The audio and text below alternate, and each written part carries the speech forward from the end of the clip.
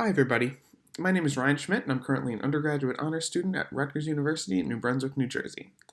Today I'll be presenting to you about the current state of my research into ballast species and herbarium records, in which I try to understand the impact of historical shipping trade on the recent past and contemporary flora of the northeastern United States. Over the past few centuries, we've seen significant increases in industrialization, human migration, and connectivity that have affected landscapes around the world. This has also led to the inadvertent migration of many plant species through the practice of ballast stone deposition. In order to try to understand this process and its implications, over the past year and a half, I've been analyzing herbarium specimens, collecting new specimens of weedy and non-native species, and compiling and analyzing historical documents about ballast stone deposition in the hopes of understanding the question about what's the current state of these ballast plants today. Before we can go any further with this, though, we need to talk about the question, what actually are ballast stones? So ballast stones are the stones that were placed in the hulls of these wooden ships to stabilize and balance them when they were taking their journeys, in this case across the Atlantic Ocean. So these ships, like you can see in the top right-hand corner of the screen, were by nature top-heavy with the heavy masts, and they needed to have a low weight point in the water so that they didn't tip over. Once they got to the ports where the goods were loaded onto the ships, however, they would actually just dump the stones off, either into the water or on the banks of the port cities. These stones were covered in soil and plant propagules, including seeds and fruit and things like that, and they actually began to become introduced into these ballast dump areas as these seeds and other propagules grew in the new locations. So these ballast dumps were most common at major shipping ports, but the ballast stones themselves, once the ballast was already deposited, sometimes they were shipped around and used as railroad ballast, so the stones used to stabilize a railroad bed as well.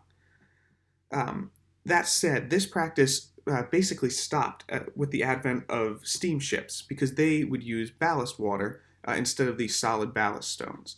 And this ended around the year 1900.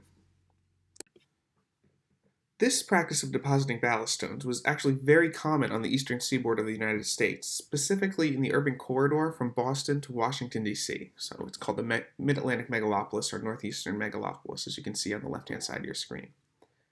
New Jersey specifically is in a very unique place here, situated between New York City and Philadelphia, two major shipping cities. And it's actually very industrialized and the most densely populated state in the United States. In addition to this, large quantities of herbarium specimens from the golden age of sailing in this era from the mid-19th to early 20th centuries were collected not just in New Jersey, but at the shipping ports and even the ballast dumps themselves.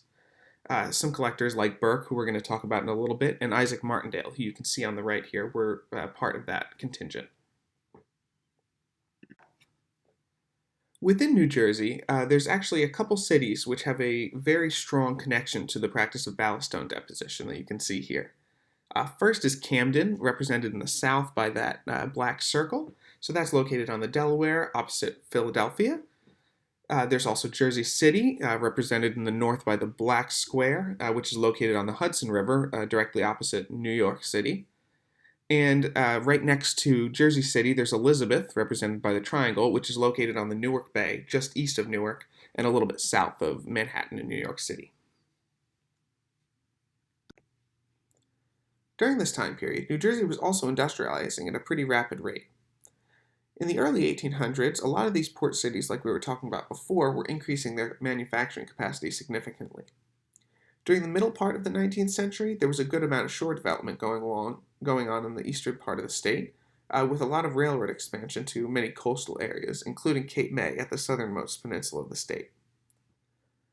At the latter half of the 19th century, after the American Civil War, there was also a great deal of industrial expansion, with railroads expanding to connect areas of manufacturing, shipping, and mining around the state.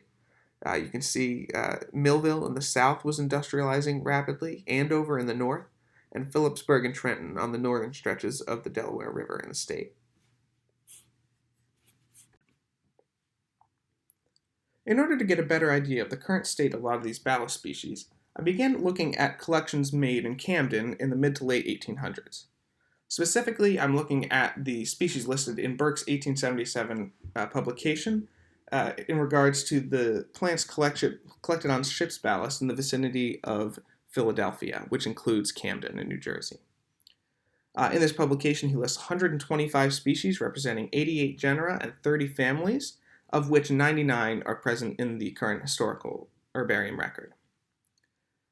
These specimens include all digitized collections of these species at any herbarium in the Mid-Atlantic Megalopolis portal, a grand total of 1,622 specimens from 43 different herbaria, and after some data cleaning, we got that down to just a little under 1,200 unique specimens with date and locality information after the duplicates were removed. In terms of understanding the origin of these ballast stones and the plants that they carried, there's a somewhat dubious history. So, at the time, a lot of the ballast that was brought into the state of New Jersey was brought by English and Norwegian ships, but they were likely just a conduit, not the original location where these stones were collected. In terms of the plant origins, historical sources, so Burk and Brown at the time, reported that most of the species were native to Great Britain, with some of them present in the Mediterranean region as well. Current understandings of the native distributions of most of these species actually highlight a slightly different idea of the origin of many of these species, with the highest concentration, over 70% of the plants, at least native to Mediterranean Europe. There are also a lot native to Northern Europe. This is especially curious as New Jersey, while it does have a lot of similarities in climate with Northern and Northwestern Europe, New Jersey does not have any areas that are at all similar to the Mediterranean climate.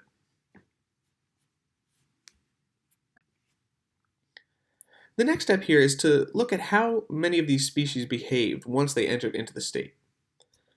So it turns out many of these species that were introduced via ballast stones were actually just casual introductions and seemed to disappear as soon as their seed source was disappearing as well. That seems to support the claims made by Burk at the time. You could see there was a steep decrease up until the turn of the 20th century. After the turn of the 20th century, when solid ballast deposition was declining in the state, you can see that there was a much slower decline, so losing a couple species every 5 years. Some species were even retained into flora until the present day. Actually, there's 13 species that seem to be retained into the turn of the 21st century, according to the herbarium record. Here, we can begin looking at the temporospatial patterns exhibited by these species in the state. So this heat map represents the total number of collections at each of these areas. So we can see big concentrations in Camden and Jersey City right in the beginning. And then there was also a steep increase along that urban corridor that we were looking at before between New York City and Philadelphia, passing through Edison and Trenton. Throughout time, there were actually populations popping up along the Atlantic coast as well, with relatively high concentrations in Cape May down at the southernmost point of the state. In addition to this, we can actually see some seemingly isolated pockets elsewhere in the state as well. So along the northern Delaware River up by Trenton and a little bit north of there's large populations popping up. In the southwestern section of the state, where it says Vineland, we can see there's a good number of specimens popping up there, and also some in the northern highlands regions, pretty far away from the port cities that we were talking about earlier. When we overlay a map of the major railroads as of 1911 over this graphic, we can see that a lot of these seemingly isolated pockets of specimens were actually connected by a lot of the railroads here. So along the northern Delaware in the western part of the state, we can see by Phillipsburg, there were actually a lot of railroads here coming from eastern Pennsylvania and a lot of the coal fields. In the southwestern part of the state, there was Millville, which was big in the glass production at the time, and in the northern highlands area, towards the north of the state, away from the ports, in Andover, there were a lot of ironworks, and these railroads were being constructed during this time period like we were talking about before. Similarly, there was a lot of shore expansion going on like we were talking about down in Cape May, Atlantic City, and some a little bit north as well, and that was mostly for recreation and tourism. And in this urban corridor, there was a lot of manufacturing in Trenton and New Brunswick, some industry, and even a higher education like Rutgers going on in New Brunswick.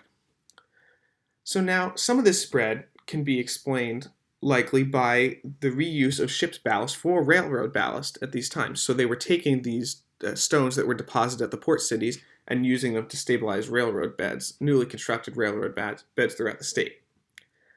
There was also likely a collection bias, as much as these railroads were transporting ballast plants and ballast itself, they was also transporting botanists around the state. So there were likely more collections around these railroads as well. Looking back, there are a couple main takeaways from this presentation. First being the trajectories that a lot of these species seem to have taken. So some species were just casual introductions, such as Verbascum sinuatum, which were present at the port cities but seemed to disappear right after the ballast stone deposition seemed to decline within the state. There are also some species that have been retained in the state until present day, but haven't seemed to spread much, so like the Verbena bracteata down below and the Matricaria chamomilla. There also were some species that have been retained within the state and seem to have been spread more broadly, such as the Tussilago farfara, the Trifolium ibridum, the Lotus corniculata, and the Artemisia vulgaris, which are common all around the state. It also seems as though even when a plant originates from an area with a different climate, such as the Mediterranean, it doesn't seem to preclude its presence in New Jersey. Ultimately, I'm hoping to better understand the survival and migration patterns of non-native species after their introductions, and hope to be able to help guide future management efforts and explain the changing biodiversity we're seeing on a global scale. So where do we go from here? The first thing is that we need continued collections of a lot of these weedy and non-native species so we can see what their distributions look like now, and we can compare it back to the historical herbarium records. I will also be continuing to evaluate more species connected to ballast sites from other publications from around the same time. And the continued curation and digitization of these herbarium collections is crucial to research such as this, which wasn't possible before the accessibility that comes from the digitization of large amounts of herbarium records. Thank you, and I'd just like to take a moment to thank everyone that has helped me with this project thus far and all the funding that has made this project possible. Thanks again, and I will now be taking questions.